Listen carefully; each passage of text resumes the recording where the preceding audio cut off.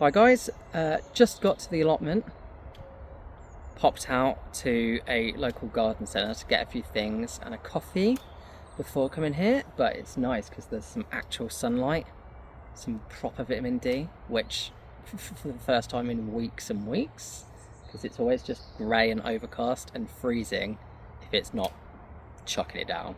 So first time there's been some proper sunlight. So I thought I'll just show you what we picked up there. Picked up, that sounds proper American. I'll start with these. So it just says pea early. Don't think it really says what. No, it just says pea early. Doesn't really say what specific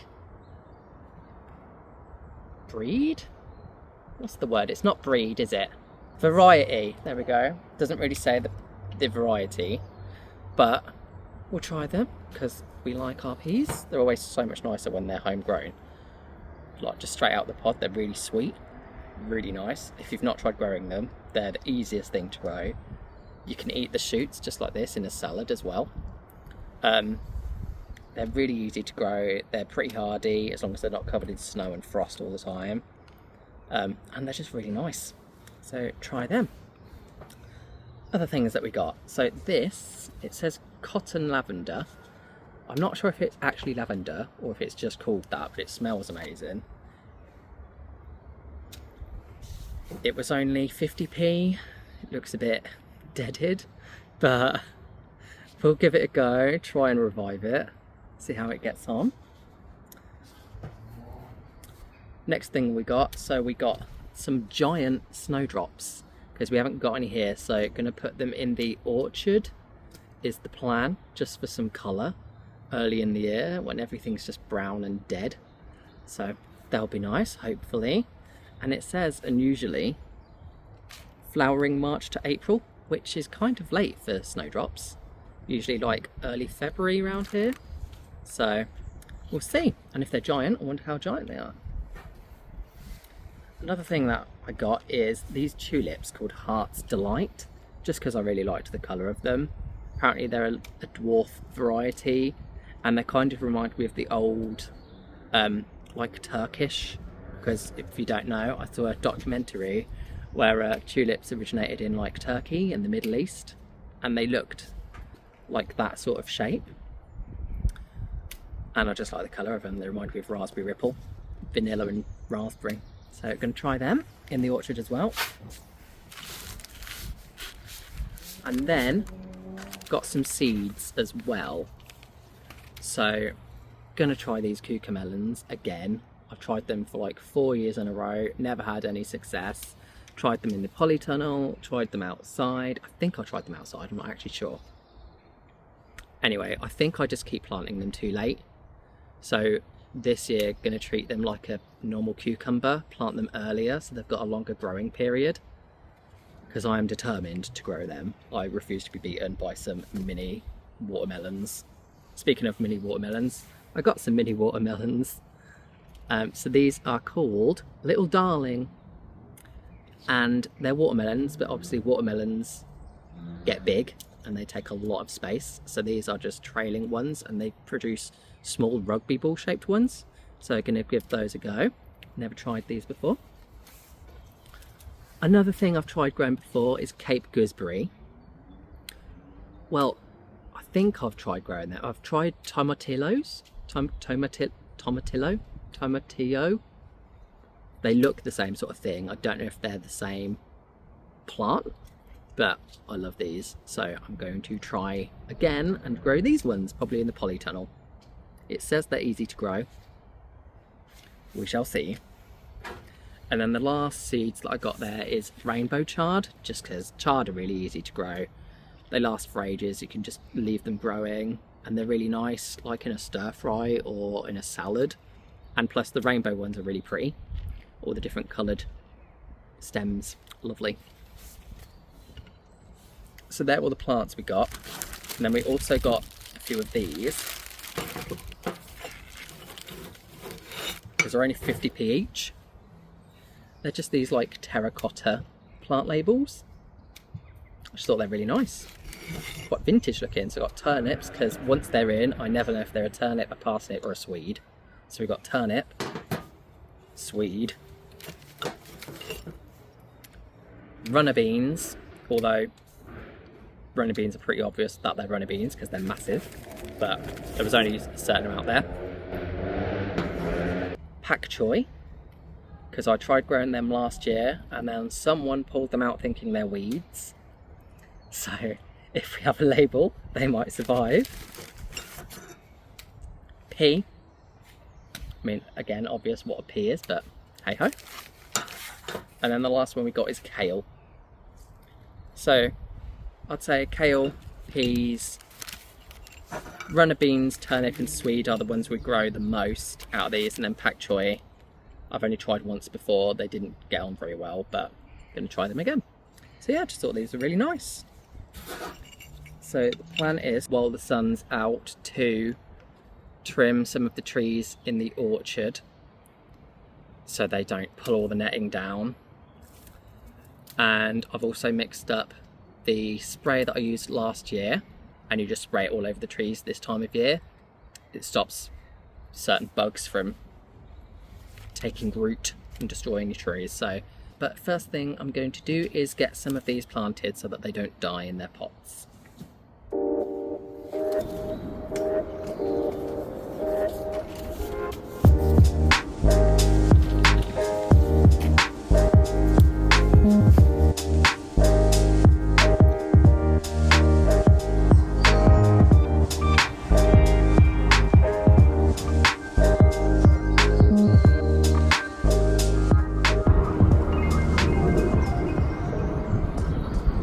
In the orchard as well, I'm going to plant these snowdrops, which I just got.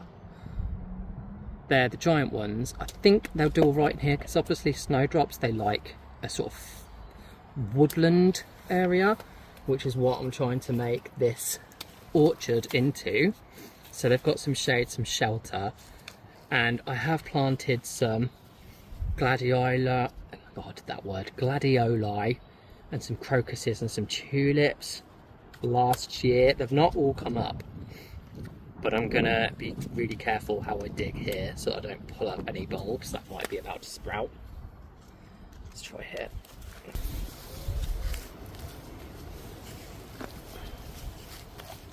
Whoops. Trying to be careful of the tree's roots as well while I'm at it.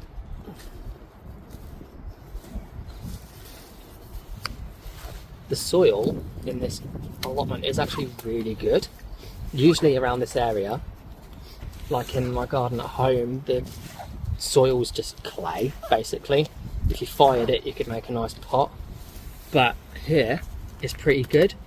So this allotment site has been an allotment since the Victorian days, apparently. So obviously the soil's great because it's been worked for so long, like over 100 years, so lucked out with that.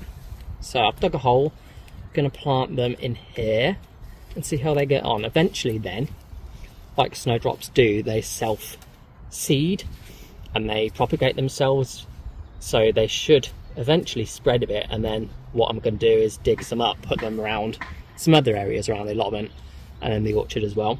But I'll get these planted first here. Gently take it out of the pot, try not to break the roots. Wow, all them roots. Forbidden spaghetti.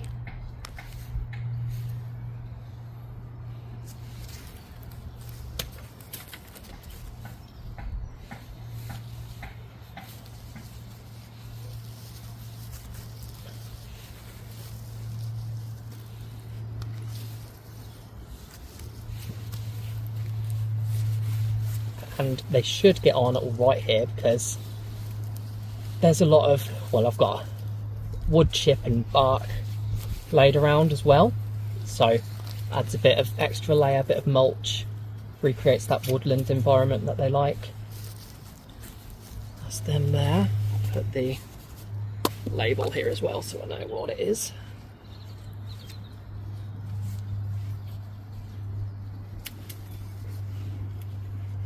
There we go. So I've just planted, I mean these are both cherry trees next to me. Apple trees are there that I'm cutting back. This is a cherry, that's a cherry. So I've just put the snowdrops under that cherry. Now I'm going to put these Heart's Delight tulips under this one. There's 3 bulbs in there, but I kind of want them to establish a bit more before I go splitting them. I was thinking, do I do 1 or 2 here and another one under one of the other trees? But I think I'm just going to put them all in as they are for now. Let them flower for a year, let them propagate themselves next year, and then see about splitting them then. But I'm going to put them in here, hopefully, if there's not more bulbs already.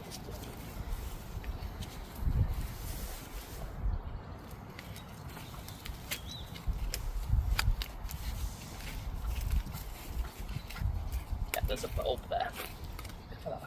Try over here.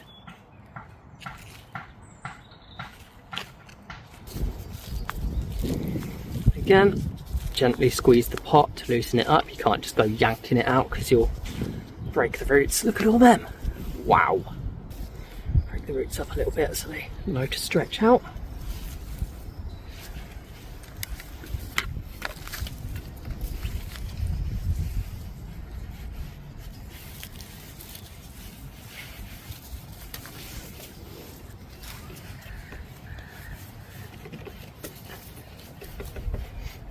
And again, these should be okay and happy here as well, because like the snowdrops, they're like a woodland environment.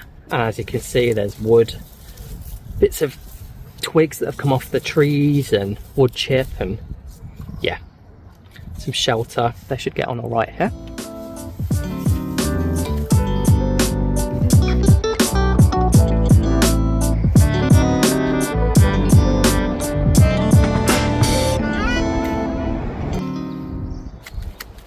One of the jobs I said I needed to do is obviously to trim back the trees in the orchard. So I'm currently working on, so these 3 at the back are apples, they're cooking apples. Don't really know specific what variety because they were already here when I took the allotment on a few years ago. So what I'm working on at the moment is just trimming them back. So it's early spring time, which is the good time to be cutting apple trees back. The plum trees I trimmed back in the winter. They're better cut back in the winter, so they've already been cut back. But now I'm working on the apple trees. Basically, I just don't want them to go too unruly because I need to be able to walk through here without getting my face torn off by a branch. So I'm cutting it back, anything that comes out too far this way towards you guys. And I'm also cutting anything back that crosses over with itself to try and stop any sort of chance of rotting or infestation, to help get some airflow through so that it can pollinate. It can wind pollinate, or pollinators can come in and do the job for us. If they can actually get in, you kind of want to cut them into a goblet shape. And I'm also just cutting back anything that's going through the netting, because I don't want it pulling the netting down and then birds getting in and getting trapped in here. That is not what I want. So I'm going to start cracking on cutting some back. These branches here are a good example because they're going up too far through the netting, which is going to do some damage. And you can see they're crossing over here as well. So what you want to do is you want to cut it back as far down near to the main branch as possible, because then it can heal itself better. You want to cut it at an angle, and you want to cut it as near down to the main branch as possible so there's more sap to help heal itself basically. So I'm just going to trim these back.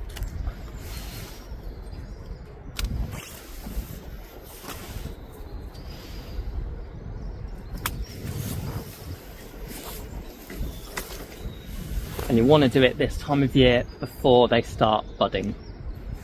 This is an example of where it's starting to cross over, so ideally I don't really want it crossing over that and rubbing against there. I've tied it in last year, but I'm going to cut it back a little bit just to try and stop that from happening. So I think I'm going to cut to about here. There we go.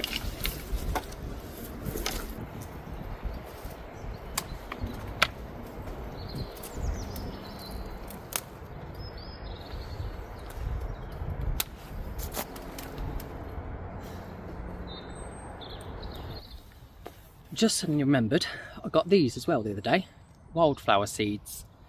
So I'm going to, I think the last frost is gone. I don't think we're going to get any more frost. Touch wood. So I'm going to gently rake around the trees in here, sprinkle some of these, and also by the polytunnel next to the pond as well. Just give it a bit of colour, get some pollinators in. I reckon that would be nice. Okay. Just gently agitating the soil. That's a good word for you. In the words of Jinx Monsoon. I tried to tease it, but I just ended up thinning it off. Not entirely sure how much I need to throw around. That might be too much, but we'll see.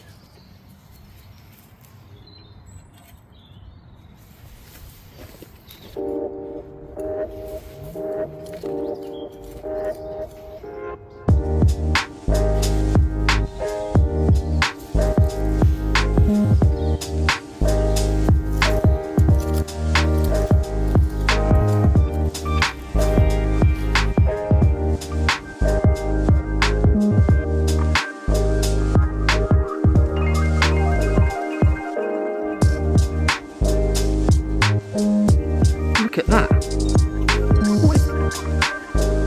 What is that? I haven't seen that in ages.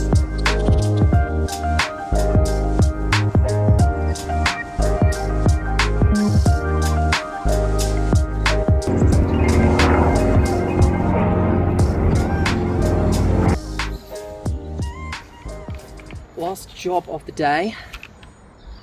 I'm going to spray the trees. It started raining a minute ago, but it seems to have gone now. It's just really sunny and lovely. Obviously, not sure what it's going to do tomorrow. Might chuck it down, so going to just spray them now while I'm here. And it's fun to use, so get one of these.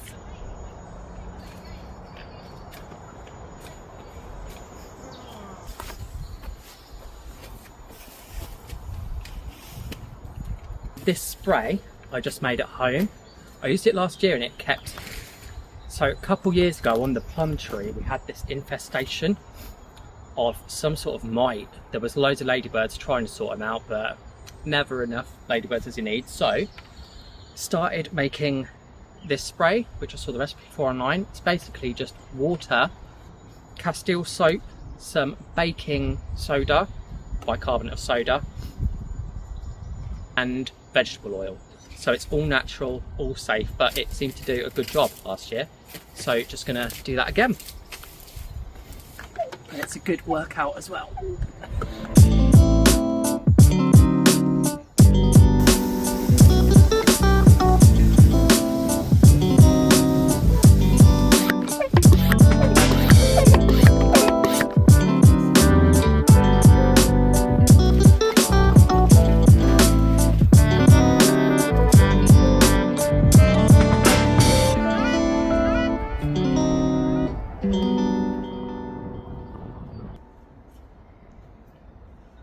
Right, so sun's starting to go down now.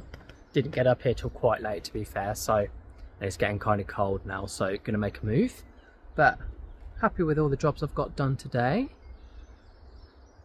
Just want to say I'm not an expert gardener or anything. I'm not a botanist. I'm just an amateur learning as I go. But thank you for watching and see you in the next video.